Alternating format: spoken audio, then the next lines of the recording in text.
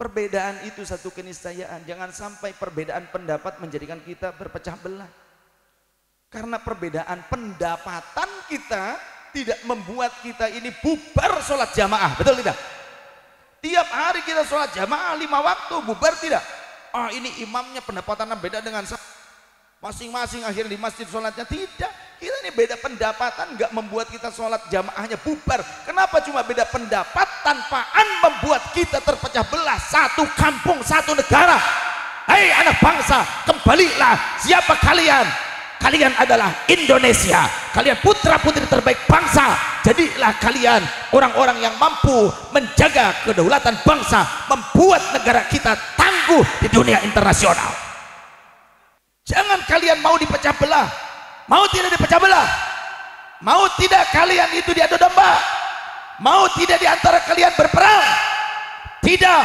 Negara ini, bangsa ini warisan dari leluhur kita, para aulia Allah, para ulama, para santri, putra-putri terbaik bangsa. Mereka menitipkan, mengamanahkan bangsa ini kepada kita. Jaga bangsa ini.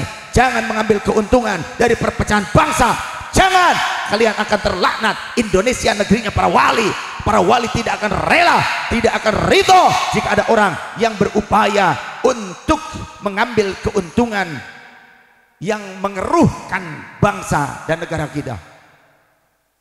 Bersatu.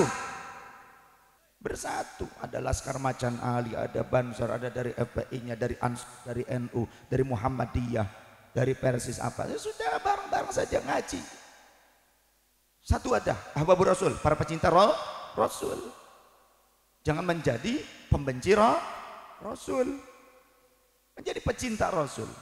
Dalam hal ini ahbabur Rasul, saya memang punya majelis ahbabur Rasul. Tapi yang saya maksud adalah kita para pecinta Rasul. Kenapa kita dituntut mencintai Rasul? Karena ada baginda Rasul, beliau mengatakan addibu auladakum ala thalathi khisalin. Didik anak-anak kalian dengan 3 perkara. Yang pertama hubbi nabihim. Didik untuk mencintai nabi mereka. Kenapa tidak langsung didik untuk mencintai Allah? Karena yang mengenalkan Allah itu Rasulullah. Sehingga ketika kita taat kepada Rasul, kita hakikatnya taat kepada Allah. Allah menyatakan mayyuti'in rasulah faqad atau Allah. Begitu pula berarti mafhumnya kalau kita mencintai Rasulullah, maka hakikatnya mencintai Allah. Yang kedua, wa hubbi ahli baitin nabi, dan didik mereka untuk mencintai ahlul bait nabi. Yang ketiganya qiraatil Quran, didik mereka untuk bisa memahami Al-Quran, bukan hanya membaca Al-Quran. Tidak cukup kita beristinbat hukum dengan terjemahan Quran dan hadis, tapi kita harus memahami berbagai ilmu, cabang ilmu, fan ilmu yang menjadi landasan untuk bisa memahami Al-Quran dan hadis. Jangan sampai kita hanya berlandaskan terjemahan kemudian kita beristinbat hukum, ini halal, haram, itu syirik, bid'ah dan sebagainya. Cuma ngandelin terjemahan doang, tekstual saja. Maka kita ini akan menjadi dhalun mudhillun, menjadi sesat dan menyesatkan orang lain.